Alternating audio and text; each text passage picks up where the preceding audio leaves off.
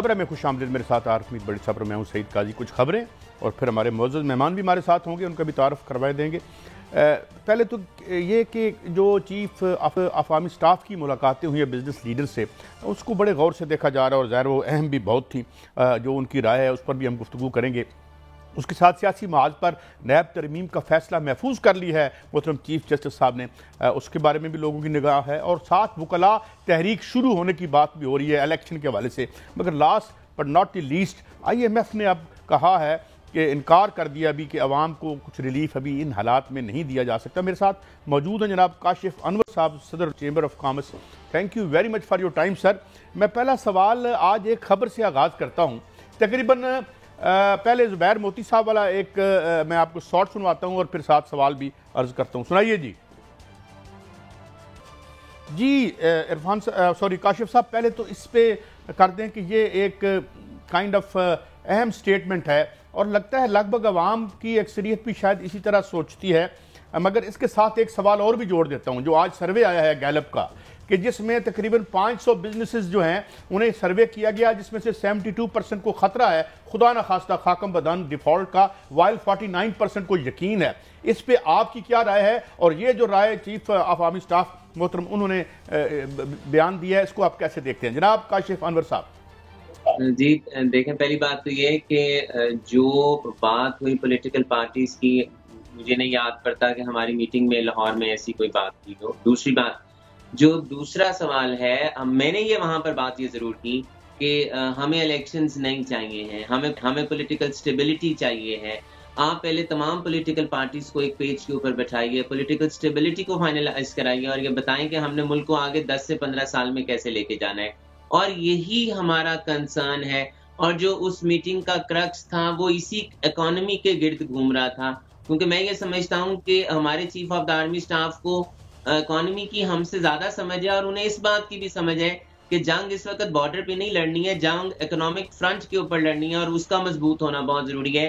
और उसमें हम बहुत वीक हैं। हमने उस पे बिजनेस कम्युनिटी ने अपने तमाम कंसर्न्स जो हम फेस कर रहे हैं, हमने उनके साथ डिस्कस किया है, जिसमें मैंने उनसे ये भी डिस्कस किया कि ये बहुत जरूरी है कि आप जो आपका ब्लैक इकोनॉमी का या ग्रे या अनडॉक्यूमेंटेड इकोनॉमी है, जो से 2 से 3 टाइम्स है आपकी डॉक्यूमेंटेड इकोनॉमी की, उसको व्हाइट इकोनॉमी के साथ जोड़ें। तब जब तक वो नहीं कंट्रीब्यूट करेगी हम आगे नहीं ले जा सकते। और डॉलर के इंटरबैंक का और ओपन मार्केट के जो डिफरेंस है उसको कम करना बहुत जरूरी है, क्योंकि जब तक वो डिफरेंस खत्म नहीं होगा तब तक ना ही हमारे मुल्क के अंदर रेमिटेंसेस आएंगी और ना ही हमारे रिजर्व्स बढ़ेंगे। अब गवर्नमेंट के साथ ऐसी इंटरेक्शंस को, यानी कि आर्मी के साथ ऐसी इंटरेक्शंस को जारी रखना। और चूंकि टास्क फोर्स की भी वहां बात हुई तो मैंने वहां एक रिकमेंडेशन दी कि आप टास्क फोर्स बिजनेस कम्युनिटी के साथ भी बनाएं, ताकि हमारी बिजनेस कम्युनिटी जो देती है, राय देती है, जो वो साल के बाद या ड्यूरिंग द ईयर जो मिनिस्ट्रीज को राय देती हैं उस पर अमल दरामद नहीं होता, उस पर अमल किया जाए। और आखिरी बात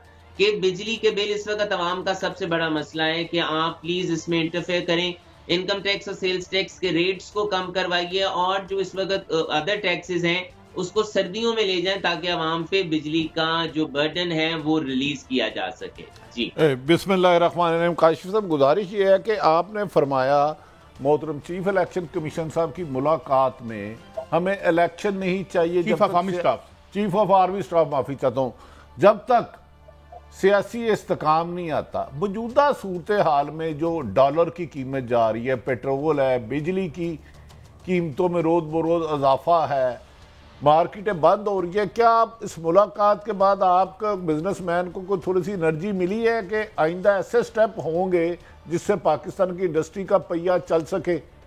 जी इंशाल्लाह, बिल्कुल। क्योंकि देखिए, जो मीटिंग का एक बहुत इंपॉर्टेंट फैक्टर था वो SIFC था और इसमें ये भी बताया गया कि तकरीबन $100 बिलियन के करीब हमारे मुल्क के अंदर इन्वेस्टमेंट आ रही है, जिसमें $25 बिलियन हमारी सऊदी जो प्रिंस है उनसे बात हो चुकी है, $25 बिलियन की UAE के प्रिंस हैं उनके साथ बात हो चुकी है और कतर और बहरीन के साथ भी 25 की बात चल रही है।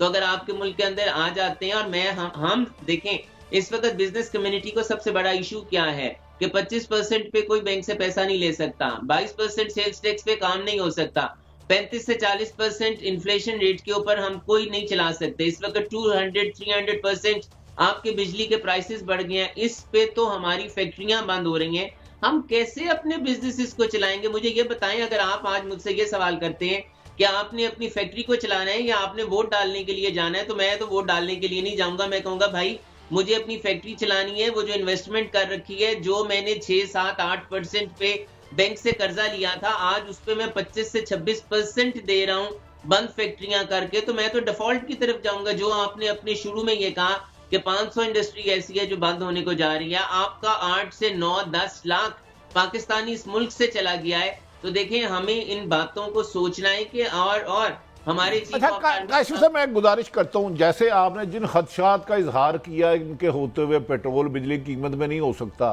क्या आर्मी चीफ साहब ने कोई ऐसी यकीन दहानी कराई कि जल्द इनको कंट्रोल किया जाएगा, बिजली की कीमत कम होगी, पेट्रोल की कीमत कम होगी और डॉलर को नीचे से कम लाया जाएगा ताकि पाकिस्तान के बिजनेसमैन की एक्सपोर्ट बढ़े और बाहर से डॉलर आए? क्या ऐसी तजावीज़ उन्होंने कोई बताई कि वो किन किन इशुओं पे बात काम करेंगे? देखें जी, मैं लाहौर चैम्बर का प्रेसिडेंट हूं। जब मैं इश्यूज को डिस्कस कर रहा होता हूं तो जो मुझे इश्यूज और प्रॉब्लम्स बता रहा होता है, मैं उसे उसका जवाब नहीं दे रहा होता कि मैंने कितनी देर में इसको हल करना है और मैंने कौन सा लाएअमल लेना है। मैं सिर्फ नोट कर रहा होता हूं और प्रायोरिटीज मेरी होती हैं।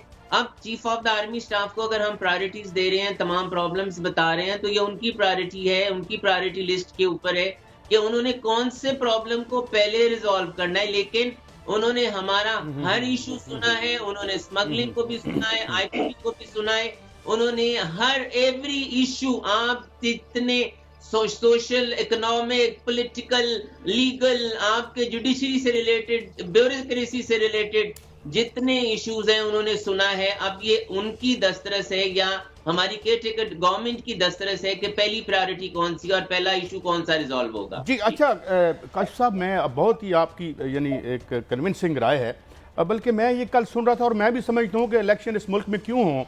कल एक खबर थी जो शमशाद अहमद साहब ने दी कि जिस बंदे ने पाकिस्तान में मोटरवे बनाई थी और लीबिया में बनाई थी, वो अंदर हो गया किकबैक देने के जुर्म में। ये खबर शमशाद अहमद साहब इंटरव्यू, और मैं समझता हूँ कि इस किस्म की सियासत तो ना ही हो तो बेहतर है। साथ ही ख्वाजा आसिफ साहब की मैं आपको एक ट्वीट भी सुनाता हूँ और एक शॉर्ट सुनवाता हूँ, फिर आपका टेक लेता हूँ, जिसमें उन्होंने बिजनेस कम्युनिटी को जिम्मेदार ठहराया है। ये जरा शॉर्ट लाइन जी, जरा अपना ख्वाजा साहब का, फिर काशिफ भाई से टेक लेते हैं। जी सर, ये तो कह रहे हैं कि बिजली चोरी करते हैं, यानी वो तबका जो रीढ़ की हड्डी है जिसने इसकी मैशत को चलाना है। और ये ट्वीट भी है आपके सामने, चलें ये शायद इतना विजिबल नहीं है दूर से, लेकिन ये जरा इस पे आप बताइएगा कि क्या वाकई ये टेक ठीक है उनका हमारी बिजनेस कम्युनिटी के हवाले से, ख्वाजा साहब का? देखें, नमाज मत पढ़ो जब तुम नशे की हालत में हो। मुझे उनके पूरे इंटरव्यू का नहीं पता कि उन्होंने पहले क्या कहा और बाद में क्या कहा। मैंने तो सिर्फ ये सुना है कि नमाज मत पढ़ो। और दूसरी बात कि देखें, चोरी सिर्फ बिजनेस कम्युनिटी नहीं करती, और चोरी तो वैसे सारे करते हैं। लिफाफे भी सिर्फ बिजनेस कम्युनिटी नहीं देती, लिफाफे भी सारे लेते हैं। अब बात यह है कि we have to correct ourselves, हम सबको करेक्ट करना है।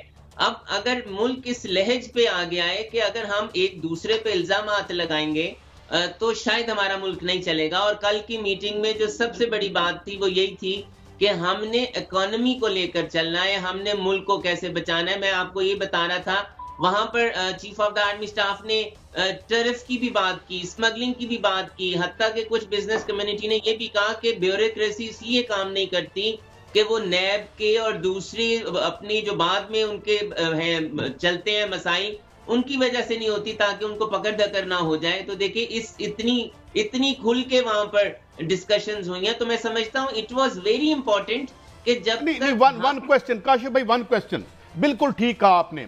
जब आपकी रूलिंग एलीट चोरी करेगी तो उसे लिफाफा तो देना पड़ेगा, उसे मीडिया जरूरत तो होगा उसको।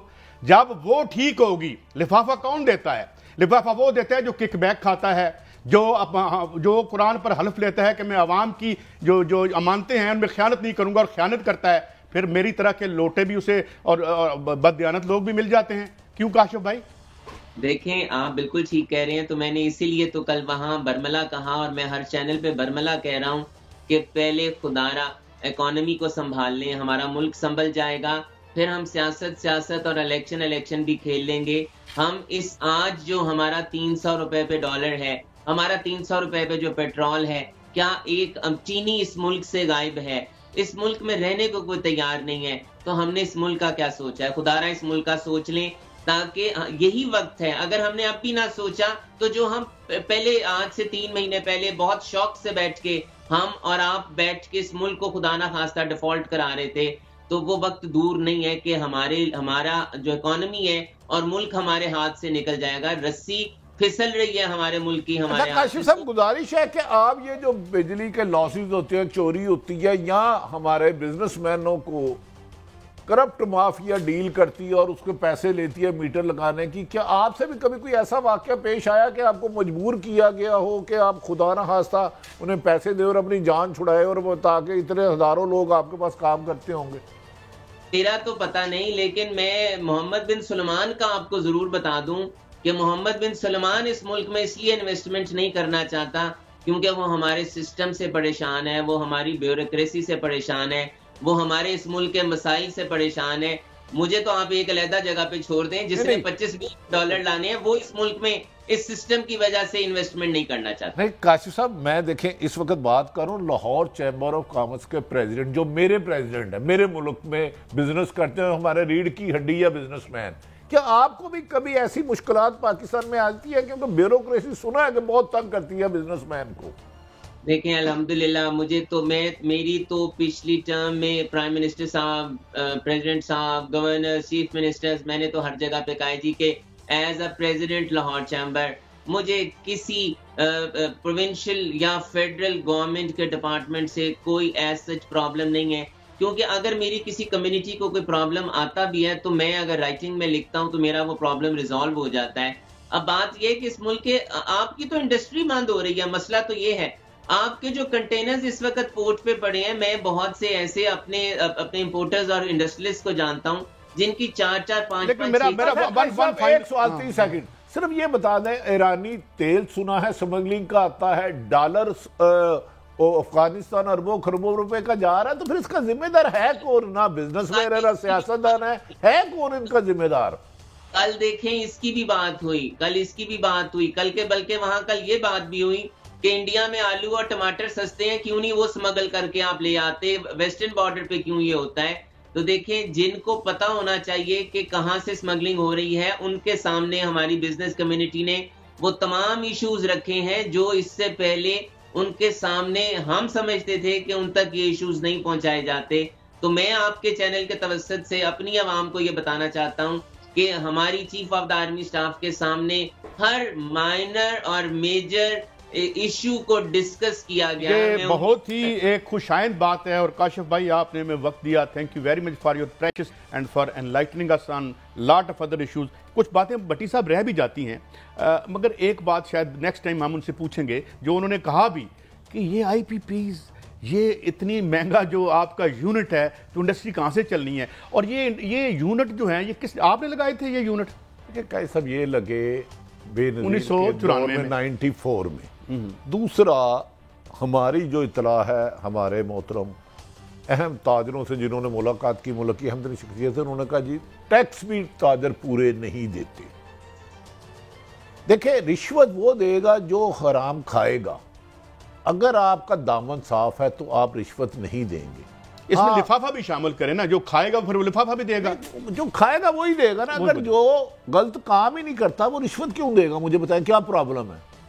हम तो फकीर आदमी को जब इशारे पे खड़े हो तो अपना शीशा नीचे नहीं करते कि इसको 10 रुपए देने पड़ेंगे, हमारी AC कूलिंग हो जाएगी, तो लाखों करोड़ों रुपए। एक शॉर्ट सुनाना है, कुछ आवाज में भी मुझे हो रहा है IPPs के हवाले से, कोई आपको एक शॉर्ट सुनिएगा, जरा सुनाए। बट सब 56% रेट ऑफ प्रॉफिट। मुझे ये बताएं कि यार क्या मौज लगी रही यहाँ पे? कोई ऐसा बिजनेस बताए जहां 56% रिटर्न हो और एग्रीमेंट 15% है, तो ये जो दे रहा है वो भी कमा रहा है, जो ले रहा है वो भी कमा रहा है, लेकिन पे कौन कर रहा है? 25 करोड़ आवाम। अच्छा, जिसे एक पेट्रोल सियासतदान कहता है नहीं जी ये तो बिजनेसमैन ऐसे हैं, फलां कहता है जी पुलिस हैं, तो विचों रल मिल के फिर मतलब इकट्ठे ही काम हो रहा है। कादी साहब एक बात याद रख ले, हाँ जी, रिश्वत वो देता है जो नजायज काम करता है। हाँ, पाकिस्तान में जब तक आप सरकारी अफसरान को मेरिट पे तैनात नहीं करेंगे, साडा बंदा वाली जी ताड़ी पॉलिसी है उसे नो नहीं करेंगे, साड़ा बंदा थ्योरी, तो मुल्क खाया जाएगा खाया जाएगा खाया जाएगा। इसको तरक्की के लिए तमाम अदारों को एक टीम अच्छा, के एक साथ हमारी बड़ी मोहतरम खातून हैं, पॉलिटिशियन भी हैं, दानिशवर भी हैं, मोहतरमा जुगनू मोहसिन साहिबा, उनका मैं एक शॉट सुनवाना चाहता हूँ आपको। लो जी भट्टी साहब। देखिए, जुगनू मोहसिन साहिबा फरमा रही हैं, बज़ाहिर इन्होंने, आपको पता है, हमजा शहबाज को वोट दिया था। नजम सेठी साहब की अहली हैं, हमारी तो भाभी हैं। वो कह रही है IMF का पैसा जो गरीब आदमी का लग रहा था रिश्वत के तौर पर 1 अरब रुपया तरक्कियाती फंड जो कि अपने इलेक्शन में लगा सके। जब आपके गिद्ध बैठे हो ऊपर और एक MNA को रिश्वत के तौर पर 1 अरब दे और उसमें से उसने इलेक्शन का खर्चा निकालना है, तो फिर आपकी सड़क दूसरे दिन टूटेगी, आपका पुल टूटेगा, लोग मरेंगे, आपकी इसी तरह तबाही होगी, आपके गांव में स्कूल नहीं बनेगा, किसान का बच्चा नहीं पढ़ेगा, मजदूर के बच्चे का इलाज नहीं होगा, क्योंकि जाते जाते कंगाल मुल्क के वजीर आजम शहबाज शरीफ साहब सियासी मुबैना रिश्वत एक एक MNA के उम्मीदवार को अरब रुपया दे गया। जब आपको पता है आपकी असम्बली नहीं रहनी, वो भाई किस लिए पैसे दिए? जो नई मुंतही वो आकर आए जीत के। अब तो एक बहुत बड़े स्टालवार्ट हैं और बहुत बड़े लीडर मुस्लिम लीग नून के अता तारड़ साहब का मैं शॉट सुनवाता हूँ आपको। इमरान खान के साथ भी हो सकते हैं भट्टी साहब, ये उन्होंने कहा है इमरान खान भी हो सकते हैं और फरवरी में इलेक्शन हो जाएंगे। नंबर 1 तो अगर 9 नवंबर के बाद एक दिन भी जाता है तो ये हुकूमत गैर आइनी गैर कानूनी होगी। आप 1973 के आइन के बागी होंगे इलेक्शन ना कराने के। फरवरी होता कैसे है? फरवरी आधा सेकंड नहीं। आप 9 नवंबर से 9 नवंबर को आपने 9 अगस्त को असम्बलियाँ तहलील की। इमरान खान पे यही इल्जाम लगाते थे ना, उसने असम्बलियाँ तहलील कर दी। आपने सिर्फ 60 दिन को 90 दिन में लिए। हाँ, अब वो कह रहे हैं पीपल्स पार्टी हम और तरीके इंसाफ एक ट्रक पे होंगे। इसका मतलब है इन्हें भी लग गया है कि हुन गई। क्योंकि बाद लोग कह रहे हैं, बाद लोगों का कहना था कि निगरान हुकूमत मिनिमम 1 साल के लिए, मिनिमम। ये कुछ लोगों का कहना है, इसमें मेरी राय शामिल है। ब्रेक है भट्टी साहब, ब्रेक। और इस बात पे हम ब्रेक लेते हैं कि ठीक कहा, हमें किक बैक्स वाली सियासत नहीं चाहिए, हमें उजले और साफ सुथरे लोगों वाली सियासत जो कभी हुआ करती थी 30-40 साल पहले, इंशाल्लाह अब भी होगी। मगर वारदात नहीं चाहिए, क्योंकि वारदात जमहूरियत नहीं होती, बल्कि जमहूरियत के लिए एक बुरा शब्द होता है। मैं उसका कहना नहीं चाहता। मगर एक ब्रेक है, ब्रेक के बाद दोबारा हाजिर होते हैं। हमारी गुफ्तगू जारी है, हमारे साथ रहिए।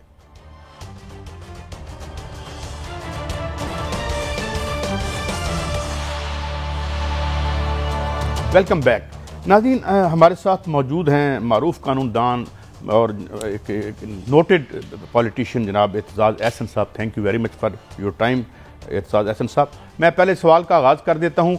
एक बुरानी सूरत हाल है मईशत की भी और सियासत की भी, और कुछ मुलाकातें हमारी जो हैं आर्मी चीफ साहब की भी हुई हैं, बिज़नेस कम्युनिटी लीडर से, बिज़नेस लीडर से भी, और कुछ अहम फैसले भी होने वाले हैं, एहतसाब की बात भी हो रही है। मगर एक ख़ास नुक्ता जो सामने आया है जो वो ये है कि जी सियासी जमातें शायद इस मुल्क से मुखलिस नहीं हैं, तो कुछ लोग भी सियासत से नालां रहते हैं, और शायद इसके अलावा हमारे पास कोई और तरीका भी नहीं है। आपका क्या टेक है, आप कैसे हैं इस सियासी कल्चर को, जनाब एतजाज़ एहसन साहब?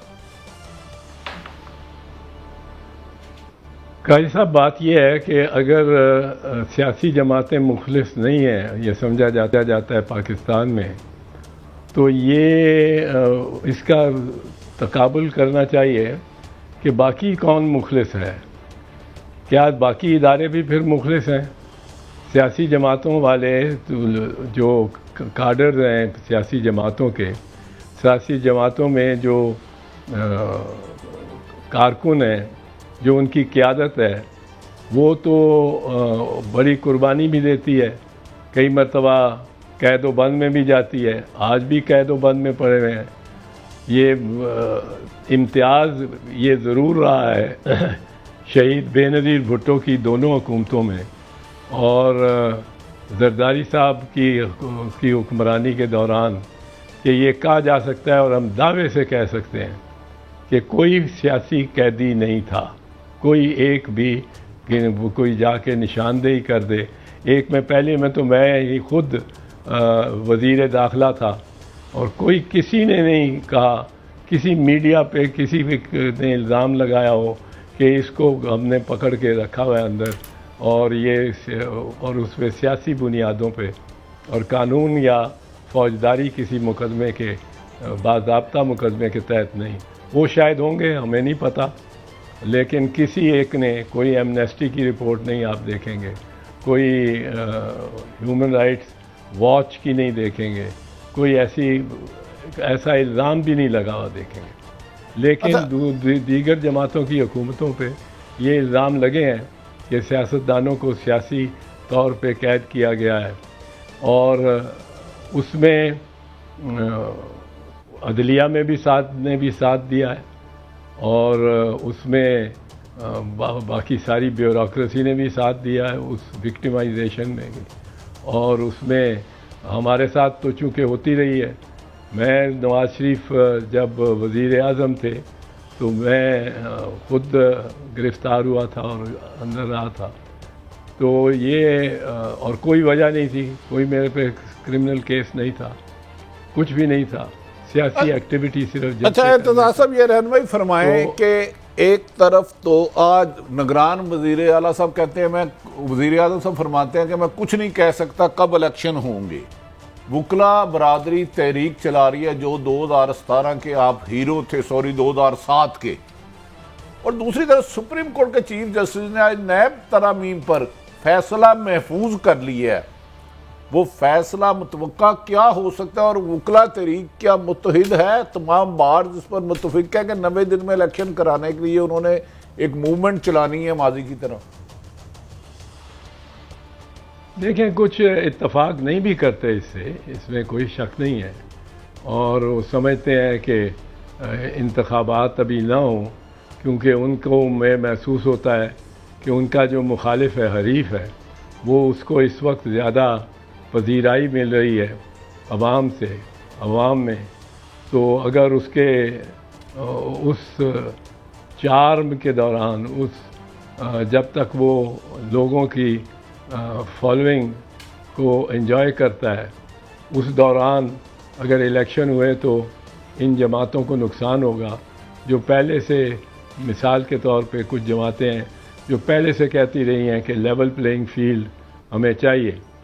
अब लेवल प्लेइंग फील्ड उनके मुताबिक मिल भी गई है, क्योंकि वो कहते थी कि एक फितना है, उसको पहले आप गिरफ़्तार करें, उस पर मुकदमा चलाएं, उसको सज़ा दिलवाएं अदालत से, और उसको नाअहल करें, उसकी जमात को ना लड़ने दें इलेक्शन, और फिर हम इलेक्शन लड़ेंगे।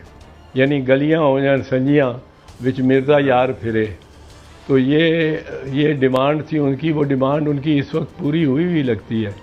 लेकिन पाकिस्तान पीपल्स पार्टी तो इसमें बिल्कुल क्लियर है कि ये इलेक्शन होने चाहिए, जल्द होने चाहिए, और 90 दिन के अंदर, मियाद के अंदर होने चाहिए। और पहले अगर कोई मुख्तलिफ इस पे नज़रिया था या तशरीह करते थे आइन की इससे मुख्तलिफ, तो अब बिल्कुल क्लियर है, क्योंकि इसकी वजह यह है कि एक तो निगरानों ने, और ख़ास कर पंजाब के और खैबर पख्तूनख्वा के निगरानों ने मुल्क को इस दहलीज़ पे ला खड़ा किया है। दहलीज़ क्या, एक खाई के किनारे खड़ा कर दिया है कि जहाँ कौम नीचे ही धड़ाम से गिर सकती है। वो ये कि उन्होंने ये साबित कर दिया है कि अगर 90 दिन से ज़्यादा भी वो हुकूमत करते रहें और रियासत उनका साथ दे तो कोई फ़र्क नहीं पड़ता, किसी को कुछ तकलीफ़ नहीं होती, और सब खामोशी से चले चलते हैं। और 90 दिन से आज उनको कोई गालिबन 210 दिन हो गए हैं जो वो हुक्मरानी कर रहे हैं पंजाब में और खैबर पख्तूनख्वा में। बिल्कुल गलत, गैर आइनी, गैर कानूनी हुक्मरानी है वहाँ। ये इस तरह है जिस तरह कोई बहरूपिया आके बैठ जाए और कहे जी मैं पाकिस्तान का या पंजाब का असल हुक्मरान हूँ। उनकी हुक्मरानी 90 दिन से आगे जा ही नहीं थी सकती, और 90 दिन भी उन्होंने कोई उन निगरानों के तौर पे नहीं गुजारे जिन निगरानों का आइन के तहत आइन का मंशा है कि वो निगरान हो, वो बेशक गैर मुंतखब हों पर 90 दिन के लिए रहे और 90 दिन में उनकी तमाम जो सलाहियतें हैं वो वक्फ हो इलेक्शन कराने में, हर कदम उनका इलेक्शन कराने में मसरूफ़ हो और उस तरफ हो। अब ये तो इन्होंने तो एक कदम नहीं उठाया इलेक्शन कराने की जानिब, एक फैसला नहीं किया, एक कोई इकदाम नहीं किया, कोई सहूलतकारी नहीं की कि इलेक्शन हो। तो ये तो बिल्कुल आके बैठ गए इस तरह जिस तरह ये खुदाबंदे इक़्तिदार होते हैं, खुदाबंदगान इक़्तिदार होते हैं और इक़्तिदार इनकी लौंडी है। गुजारिश की थी वही नैब कवानीन की तरामीम की, अगर क्या उस पर हुकूमत इम्प्लीमेंट करेगी। पहले भी उन्होंने 14 मई के इलेक्शन का हुक्म सादर फरमाया, लेकिन बदकिस्मती ना आइन को देखा गया ना सुप्रीम कोर्ट को देखा गया। और वकला क्या 9 मई को या आइंदा कोई मूवमेंट चलाने का इरादा किसी हतमी नतीजे पर पहुंचे है? जी पहुंचे हैं कि इस पे बहुत सीरियसली गौर करना चाहिए, क्योंकि ख़ासकर जो चंद बातें बिल्कुल हाल ही में हुई हैं और जिस तरह कोशिश की गई है, मैं समझता हूँ ये दानिस्ता कोशिश की गई है और वकला को ज़रा इसका धचका भी लगा है कि ये जो चौधरी परवेज़ इलाही से हुआ है, मैं कोई तरफदार नहीं हूँ चौधरी परवेज़ इलाही साहब का, मेरे दिले से हैं, मैं इज़्ज़त करता हूँ उनकी, पर हमारी एक लिहाज से सियासी मुखालफत ही रही है सारी ज़िंदगी की। और लेकिन ये जो काम निगरानों ने किया और निगरानों के सरपरस्तों ने उनसे कराया है, ये तो हैरत अंगेज़ है कि एक शख्स को जो ज़मानत मिले और फिर अदालत कहे कि किसी और मुकदमे में आपने इसको गिरफ़्तार नहीं करना, क्योंकि ये भी एक वतीरा बन गया है कि एक शख्स को, शहरयार अफरीदी को मिसाल के तौर पे दूसरे सूबे में 12 मरतबा वो रिहा हुआ है और 13 मरतबा उसको गिरफ़्तार किया इन्होंने फिर, और इसी तरह वो ईमान मज़ारी के साथ हुआ है। फिर कुछ तो गायब ही कर दिए गए हैं इमरान खान, रियाज खान की तरह। तो ये जब देखते हैं, और ख़ासकर इसमें क्यों टिपिंग पॉइंट बना चौधरी परवेज़ इलाही का, वो इसलिए टिपिंग पॉइंट बन गया कि चौधरी साहब को के बारे में DIG, 2 DIGs को लाहौर हाई कोर्ट के जज साहब ने, अमजद रफ़ीक साहब ने और आफरीन है उन पे, उन्होंने ये हुक्म दिया कि आप जाएं और आप जाकर इनको घर छोड़ के आएंगे, क्योंकि इनको ये अंदेशा है कि इनको रास्ते में गिरफ़्तार कर लिया जाएगा, तो आपने इनको घर पहुंचाना है, ये आपकी ज़िम्मेदारी है। वो लेके निकले DIG साहब, और गाड़ी में जो एक सेमी कोस्टर किस्म की गाड़ी थी परवेज़ इलाही साहब की, उसका एक ख़ास नाम है मेरे ज़हन से इस वक्त निकल रहा है, वो उस गाड़ी में ले जा उनके, ये हमारे सरदार लतीफ़ खान खोसा भी, साबिक गवर्नर पंजाब भी बैठे हुए थे और सीनियर एडवोकेट हैं सुप्रीम कोर्ट के, उनके वो गाड़ी को ले जाके जब वो अपने उनके घर की सड़क पे मुड़ने लगी तो वहाँ नाका लगा हुआ था और रास्ता ब्लॉक किया हुआ था। और किसने ब्लॉक किया हुआ था? वो बज़ाहिर चंद गुंडों ने, को 20 मंडासा, आप जानते हैं जो मंडासा होता है, वो एक मफलर ऐसा सा बांधा जाता है या कपड़े का टुकड़ा के वो अपने मुंह चेहरे को छुपा लें, वो इस तरह चेहरे छुपाए हुए 18-20 गुंडे आए और उन्होंने आके और इनको परवेज़ इलाही साहब को उठा लिया और अपनी गाड़ी में बिठा के अगवा करके ले गए। बाद में पता लगा जब इस्लामाबाद पुलिस ने कहा कि नहीं वो गैर आईनी काम कुछ नहीं हुआ, क्योंकि वो तो इस्लामाबाद पुलिस ने पकड़े। अब जब इस्लामाबाद की पुलिस या कोई भी किसी भी सूबे की पुलिस इस तरह सिर्फ ये नहीं कि बंदे को अगवा करे, वैसे दीदा दलेरी से करे कि हाई कोर्ट के ऑर्डर की खिलाफ वर्जी करे। हाई कोर्ट में अदालत के बाहर ये झगड़ा होता रहा नैब के कारिंदों के और इस्लामाबाद की पुलिस का, पंजाब पुलिस और इस्लामाबाद पुलिस। पंजाब पुलिस और इस्लामाबाद पुलिस उनको कहते थे नैब वालों को कि आप इसको गिरफ़्तार कर लें, उन्होंने कहा भाई अभी जो ऑर्डर हुआ है तो हम गिरफ्तार नहीं कर सकते। उनमें झगड़ा हुआ कि आप क्यों नहीं गिरफ्तार करते। फिर वो परवेज़ इलाही साहब वहाँ से निकले हाई कोर्ट से, डीआईजी साहब की हिफाजत में, उनकी हिफाजती कस्टडी थी, हिफाजत में। और फिर डीआईजी साहब ने खुद ही उतरते, जहाँ गाड़ी रुकी और रोकी गई, डीआईजी साहब खुद ही उतरते हुए कहते हैं खोसा साहब आप भी नीचे आ जाएं, इनका ये और जगह जा रहे हैं, आप भी नीचे आ जाएं। और परवेज़ इलाही साहब पे सारे ये गुंडे जो कि असल में एहलकाराने इस्लामाबाद पुलिस थे, वो झपट पड़े और उनको उठा के ज़बरदस्ती आपने देखा कि लटका के जिस तरह उन्होंने झूमते झामते एक शख्स को, बुज़ुर्ग आदमी को, और फेंका एक गाड़ी में और लेके चल दिए। एक ब्रेक है नाज़रीन, हमारी गुफ्तगू जारी है। एक ब्रेक के बाद दोबारा हाज़िर होते हैं, हमारे साथ रहिए।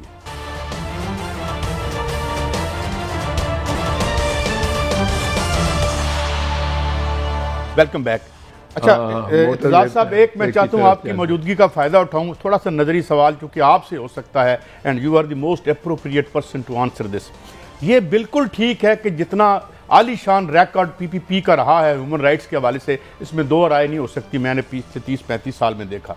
मगर इतज़ाज़ साहब, ये जो एक लेफ्ट ऑफ द सेंटर से राइट में गए हैं और फिर ये एक छोटी सी इशराफिया की खिदमत पे मामूर होगी हमारी सियासत, while not condoning the role of the rest of the institution. मगर हमारा तो आपसी सिलसिला था। उसके बाद पता चला कि वही जो कहते हैं कि state has become a committee to run the affairs of rich and mighty. इससे सियासत बेतौकीर नहीं हुई आपके ख्याल में? यानी it became a machine to produce billionaires. इसका क्या इम्पैक्ट रहा हमारी सियासत पे? भट्टी साहब, बिल्कुल आप बजा फरमा रहे हैं। और इसलिए मैं आपको एक चीज़ बताऊं, एक ज़रा इस तरीके से, एक जाविये से देखिए, इस एंगल से देखिए, जो मैं अभी 2-4 जुमलों में अर्ज़ करता हूं कि पाकिस्तान की आज जो कर्जा है पाकिस्तान पे, वो 125 अरब डॉलर फॉरेन डेट। कितनी? 125 अरब डॉलर फॉरेन डेट जो हमने वापस करनी है। हमने नहीं करनी तो हमारे 3-4 नस्लों आगे ने करनी है, जिनकी कमाई हम खा चुके हैं। अच्छा, 125 बिलियन डॉलर और 60 ट्रिलियन, 60 खरब रुपए, ये डोमेस्टिक डेट है। अब ये कहाँ, ये पैसा आया है हमारे पास, हमारे हाथों में आया। क्या 120 बिलियन और 60 खरब रुपए, 120 बिलियन डॉलर और 60 खरब रुपए कहीं लगे हुए नज़र आते हैं आपके? कोई बिल्डिंगें खड़ी हैं, कोई रेलवे स्टेशन में बुलेट ट्रेन चल रही है, कोई पुल हमारे सारे जो हैं चनाब के, रावी के, वो रेलवे पुल वो नए लगे हुए हैं। क्या यहाँ गाड़ियाँ जो हैं वो बिजली पे चल रही हैं?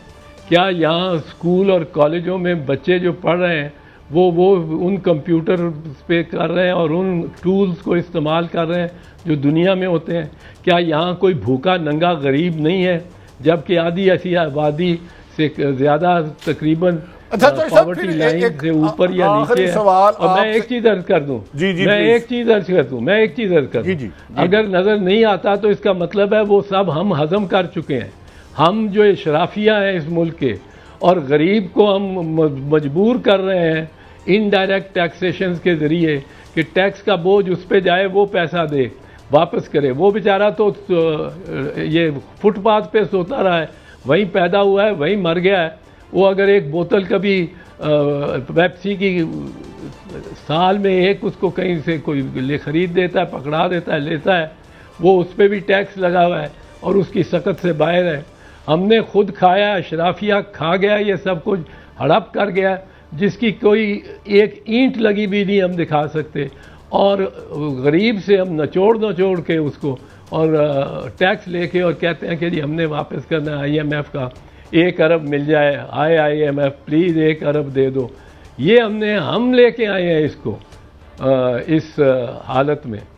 वसी शाह जो आजकल केयर टेकर वज़ीर है, उनका शेर है, जबर का मौसम कब बदलेगा, हम बदलेंगे तब बदलेगा। मैंने इसमें ज़रा थोड़ी सी तरमीम की है उनकी इजाज़त से, और वो ये है कि जबर का मौसम कब बदलेगा, मैं बदलूँगा तब बदलेगा। पर मैं को बदलने की कोई तहरीक नहीं है मेरे में या किसी में बदलने की। हम ये बताना चाहते हैं वकला कि ये बदलना पड़ेगा, अब ये नहीं चल सकते। ये 1950 के अशरे में हमारे पास यहाँ बड़ी बड़ी शेवरले गाड़ियाँ और ब्यूइक्स और कौन कौन सी गाड़ियाँ आती थी, और चीन में 1999 में मैं गया 1989 में, तो वहाँ साइकिलों के अलावा कुछ भी नहीं था, साइकिल ही साइकिल, लाखों साइकिल बीजिंग, कोई कार मोटर कार नहीं थी। मैं इंटीरियर मिनिस्टर के तौर पे गया था, मैं चूँकि मेहमान था वहाँ के वज़ीर दाखिला का, वैंग फू का, और वो वो चीन का नंबर 2 सबसे ताकतवर शख्स था। तो हमारी 7-8 गाड़ियों की एक कॉलम जाती थी और सारे चीनी देखते थे ये गाड़ियाँ कौन सी जा रही हैं। चौधरी साहब, हमेशा आपसे बात खत्म करने को दिल तो नहीं करता। आखिरी बात, लाहौर हाई कोर्ट के अभी आपने फरमाया जस्टिस अमजद रफीक ने बड़ा क्रिस्टल क्लियर आर्डर किया था कि कोई अदारा किसी सूरत उन्हें गिरफ्तार नहीं करेगा, और फिर एडिशनल सेशन जज को उन्होंने कहा बाजियाब कराए, बाजियाब गारबन अगवा होता है। लेकिन आज अभी इतला आ रही है उन्हें गिरफ्तारी के बाद फिर दोबारा गिरफ्तार कर लिया गया है। क्या अदलिया की तौहीन इस तरह शुरू से ही होती आ रही है या नए बाब का इजाफा हो रहा है? नहीं, ये बिल्कुल नया बाब है। इधर तो इन्होंने सोच रखा है ये निगरानों ने, और ये उसी का तसलसल है उन्हीं लोग जुलूसों का जो जुलूस ले जाके और सुप्रीम कोर्ट के बाहर चीफ जस्टिस को गालियां देने वाले जुलूस थे, और उन्होंने खूब गालियां दी। आपको पता है एक खातून ने भी, और उनके वज़रा जो शैडो कैबिनेट है उनके सब लोगों ने भी, मौलाना साहब ने भी। और ये असल में मंसूबा है, और मैं ये बरमला कहता हूँ, ये मंसूबा है हमारी रियासत के एक सतून यानी अदलिया को बेतौकीर और बेवकार करने का। वो पहले भी कुछ उसकी तौकीर ज़्यादा नहीं होगी, ये मैं मानता हूँ, क्योंकि उनके फैसले में आखिरकार एक चीफ जस्टिस मुनीर की रवायत भी तो बदस्तूर आज तक चल रही है, लेकिन उनमें कॉर्नेलियस भी थे, और कॉर्नेलियस की रवायत भी आज तक आ रही है, और कई हैं जो कॉर्नेलियस हैं। लेकिन अगर कोई कॉर्नेलियस है तो वो सुन ले, हमारे इदारों दूसरे इदारों ने ये फैसला कर लिया है कि आपको बेतौकीर करना है। आप जितना सख्त फैसला देंगे उतनी आपकी जग हसाई में और ये साबित करने में वक्त लगाई गई ये रियासत कि जी ये जो जज हैं इनके पास तो कुछ भी नहीं, कोई इख्तियार ही नहीं। ये एक 14 मई को इलेक्शन नहीं करा सकते फैसला देकर, तो ये कौन है, क्या है? ये निगरानों को ख़त्म नहीं कर सकते। गो निगरान गैर आइनी एतबार से बढ़े जा रहे हैं, अपने इक़्तिदार को तूल दिए आ रहे हैं। तो ये इनकी वक़्त है, इनकी तरफ ना जाएं। अगर कुछ इंसाफ लेना है तो हमारी तरफ आए, हमारी तरफ आए। ये वक्त की कमी है, अदालतें लगाएं या फौजी अदालतें लगाएं। उम्मीदें हैं आपसे भी, लीगल फ्रेटर्निटी से भी, एंड ऑल दोज पीपल जिसे संजीदा हिस्से जो हैं इस स्टेट में, उम्मीद है कि वो कुछ फैसले अच्छे ऐसे करें कि हम इस इंतहाई पुराशोभ दौर से और इस एक बड़ी खुदा न खास्ता जो बर्बादी नज़र आ रही है उससे हम बच के निकल जाएं, और इंशाल्लाह शायद ऐसे ही होगा। हमारी दुआ है। आज का यही था हमारा शो, इजाज़त दीजिए, कल फिर मिलेंगे। अल्लाह हाफ़िज़।